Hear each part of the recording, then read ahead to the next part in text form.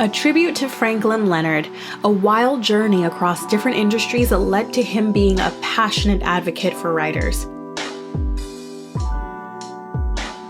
After starting his career on the other side of the table, Leonard launched the greatest tool for the modern writer to gain exposure and opened the door for people of all backgrounds and races to break into Hollywood. It can be a partial antidote to the unfortunate reality of the diversity in the industry. And I think that those changes. An unconventional start to a career in film. Spending any amount of time researching more background on Franklin Leonard leads one to draw a very simple and strong resolution. This is one incredibly badass and fascinating individual. Leonard was born in Hawaii to his father, an Army colonel with a medical degree, and his mother, a middle school teacher. He and his family, which also includes a younger brother and younger sister, moved around a lot before eventually settling down in rural Georgia, which is where young Franklin would grow up. Growing up, he was a self-proclaimed math nerd, finding comfort and success when it came to numbers and the subject most of us abhor. Leonard's overall intelligence and mathematics skill led him to pursue his undergraduate degree in math at Harvard University. While attending Harvard, Leonard felt dismayed at his chances in having a career in math, putting constant internal pressure on himself to be better than the rest of his classmates in what I'm sure felt like an incredibly competitive environment. This helped open his eyes to opportunities outside of math, and he developed an itch that he may want to go after something different. Also, working at the literary magazine at Harvard, Leonard has a strong passion for writing. He began to aspire for a career path potentially where he could help impact other people's lives through his words as opposed to just his own. Intrigued and desiring to combine his talents, Leonard went after a degree in social studies, where he gained a strong understanding of America and the world as a whole. As a black man who grew up in Georgia, Leonard felt a bit of a culture shock but also an awakening while attending Harvard. He was inspired by the other fascinating students and teachers he interacted with, who helped open his eyes to a broader world and one where he could make a difference and use his voice to potentially enact positive political and systematic changes. Leonard received his first job working as the communications director for the campaign of John Cranley, a candidate seeking a seat in Ohio State House of Representatives who was actually also a teacher of Leonard's at Harvard. Cranley hired Leonard for his writing talent and the impression Franklin made upon him during his class. Leonard moved to Cincinnati, Ohio, the day after graduating from Harvard to dive headfirst into his new career.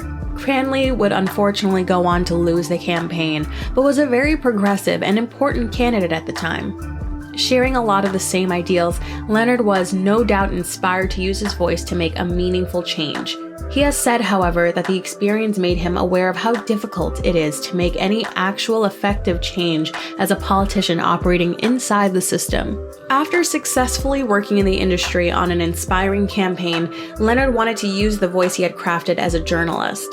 His next job was working as a columnist for the Trinidad Guardian, where he wrote weekly and lived abroad for a time in Trinidad reporting the news for the affiliate of the Guardian. Not feeling like this was maybe gonna be a forever job for him, Leonard moved to New York to work as an analyst for McKinsey & Company. A severe departure from what he had been doing previously. His new role was to advise companies that hired his firm to help them make changes or suggestions on how to improve their businesses.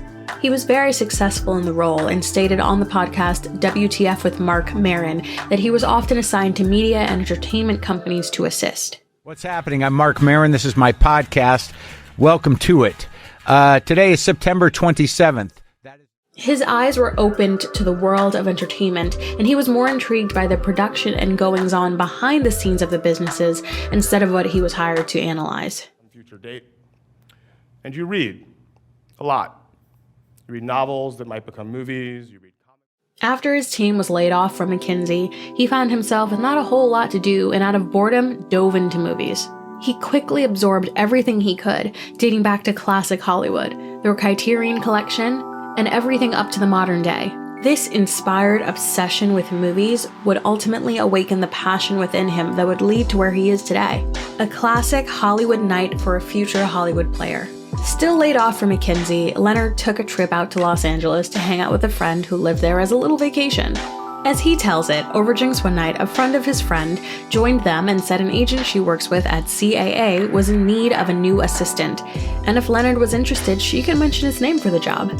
Having never considered a career in film and knowing even less about the industry overall, Leonard took a leap of faith and interviewed for and got the job, and then immediately went home to get his things and drive back out. He started out like most people in the industry do, working as an assistant for the agent at CAA on the ground floor. He quickly knew he did not want to become an agent after being exposed to the agency world, but did have an interest in the film and television development space. Development is the behind the scenes of where production companies and producers read and analyze screenplays to try to find material they want to make, where Leonard would find his passion. After experiencing everything he could and crushing it as an agent at CAA, he branched out and began working as a development executive at Appian Way, a very successful production company founded by Leonardo DiCaprio. Representative of a screenwriter that began pretty much the way all of those conversations did. I've got Leo's next movie. A good amount of actors eventually go on to form their own production companies so they can be sourcing strong material for themselves to either produce or star in, or both. Leonard was clearly a very talented evaluator of material to rise up in Hollywood to this position with such speed. A vacation that was anything but. A well-known fact amongst the industry is that things completely shut down over the holidays for a nice 2 to 3 week period when everyone goes on vacation. And Leonard was no different over the break of 2005 when he was still working for Appian Way. While getting ready to head out on his own vacation, and knowing that he would want to get some reading done, he reached out via email to 75 colleagues of similar position and roles within the industry and asked them all for a list of their 10 favorite unproduced scripts that they have read that year.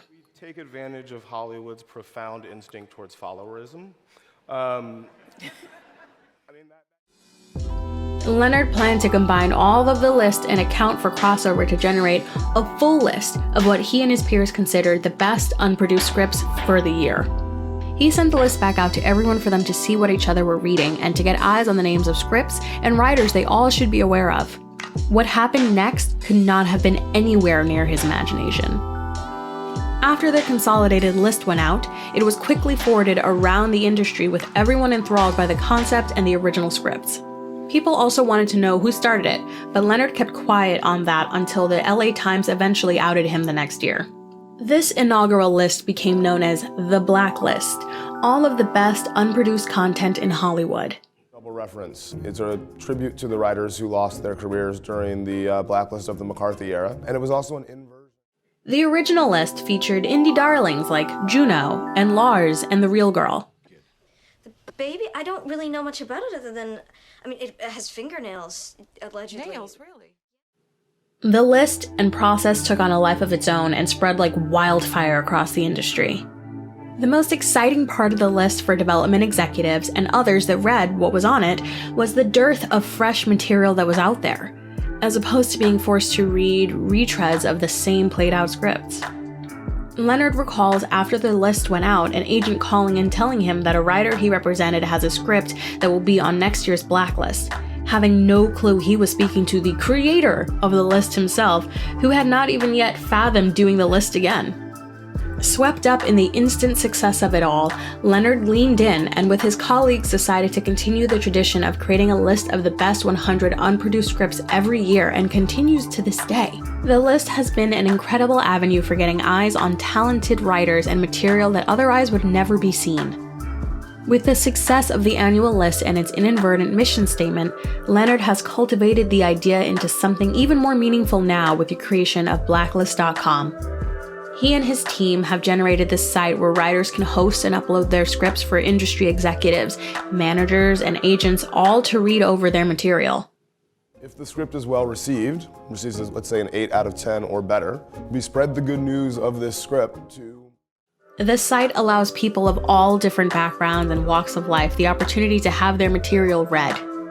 Whereas in the past, and still to some extent today, you needed to be working your head in the ground at an agency for maybe the potential chance of someone to read your stuff. Now, you can have that access from a computer. There is an admitted dark side to this all, as Leonard has admitted, as evidenced by that first call from the agent. Many people within the industry try to use the website and the list as a selling point for writers who may already have representation, which is certainly not what it is designed for. Leonard and his team fight to keep the list authentic while allowing the door and access to stay equitable for all, continuing the fight for opportunity. With the massive success of the blacklist and the acclaim and recognition that has come with it, Franklin Leonard has continued to stay true to his ideals. He seeks to make access to Hollywood for minority writers easier and open new avenues for them to get their voices out there. He did not set out for this with the original blacklist, but with the foundation and infrastructure he has created, he aspires to open the door for these marginalized groups to have the same access as the folks in Hollywood benefiting from nepotism, or doors that were instantly open for them just by being white men. While continuing to work in development at different production companies, including Will Smith's Overbrook Entertainment, Leonard has kept up the incredible endeavor he and his team are on to provide an opportunity for marginalized voices. He has spoken out about the difficulties of representation in Hollywood and how we need to continue our institutions to be better and not give up on marginal success, but really make changes to the systematic issues that exist so it can be easier for the next Ryan Coogler, Ava DuVernay, or Barry Jenkins. These talented filmmakers shouldn't have to work 10 times as hard just to have a fair crack at the plate that any white person has. Franklin Leonard is doing amazing work in helping to change and reshape Hollywood for the better so that we can get to a point where these barriers can hopefully be a thing of the past. Overall, he is an amazing person, and I felt it necessary to give a shout out for what can be accomplished when you take a step back and think outside the box. And thanks to him and his work, we have gotten some of the best content ever that even 20 years ago would have gone completely unnoticed.